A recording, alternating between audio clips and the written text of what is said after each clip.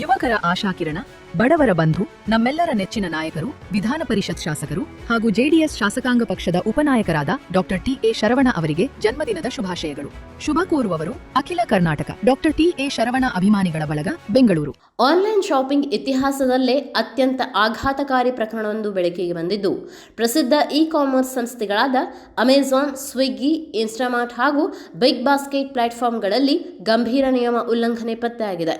ಅತ್ಯಂತ ಅಪಾಯಕಾರಿ ಹಾಗೂ ವಿಷಕಾರಿ ಸಸ್ಯವಾದ ದತ್ತೂರದ ಹಣ್ಣು ಮತ್ತು ಬೀಜಗಳನ್ನು ಮಾನವ ಸೇವನೆ ಹಾಗೂ ಆಹಾರದ ರೂಪದಲ್ಲಿ ಮಾರಾಟ ಮಾಡುತ್ತಿರುವುದನ್ನು ಕರ್ನಾಟಕ ಆಹಾರ ಸುರಕ್ಷತೆ ಮತ್ತು ಔಷಧ ಆಡಳಿತ ಇಲಾಖೆ ಪತ್ತೆ ಹಚ್ಚಿದೆ.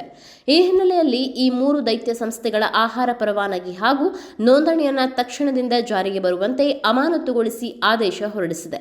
ವಿಭಾಗೀಯ ತನಿಖೆ ವೇಳೆ ಇ-ಕಾಮರ್ಸ್ ಪ್ಲಾಟ್ಫಾರ್ಮ್ಗಳಲ್ಲಿ ದತ್ತೂರು ಉತ್ಪನ್ನಗಳನ್ನು ಯಾವುದೇ ಎಚ್ಚರಿಕೆ ಇಲ್ಲದೆ ಉಚಿತವಾಗಿ ಮಾರಾಟ ಮಾಡಲಾಗುತ್ತಿತ್ತು.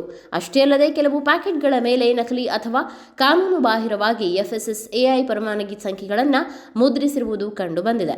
ದತ್ತೂರದ ಹಣ್ಣು ಮತ್ತು ಬೀಜಗಳನ್ನು ಸೇವಿಸುವುದು ಜೀವಕ್ಕೆ ಅಪಾಯ ತಂದೊಡ್ಡಬಲ್ಲದು ಎಂದು ಸ್ಪಷ್ಟಪಡಿಸಿರುವ FDA ತಕ್ಷಣವೇ ಎಲ್ಲಾ ರೀತಿಯ ಜಾಹೀರಾತು ಹಾಗೂ ಲಿಸ್ಟಿಂಗ್ಗಳನ್ನು ತೆರವುಗೊಳಿಸುವಂತೆ ಸೂಚಿಸಿದೆ.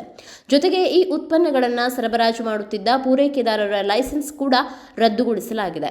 ಈ ಗಂಭೀರ ವಿಷಯಕ್ಕೆ ಸಂಬಂಧಿಸಿದಂತೆ ಸೋಮವಾರ ಇ-ಕಾಮರ್ಸ್ ಕಂಪನಿಗಳು ನ್ಯಾಯಾಲಯದ ವಿಚಾರಣೆಗೆ ಹಾಜರಾಗಿದ್ದವು.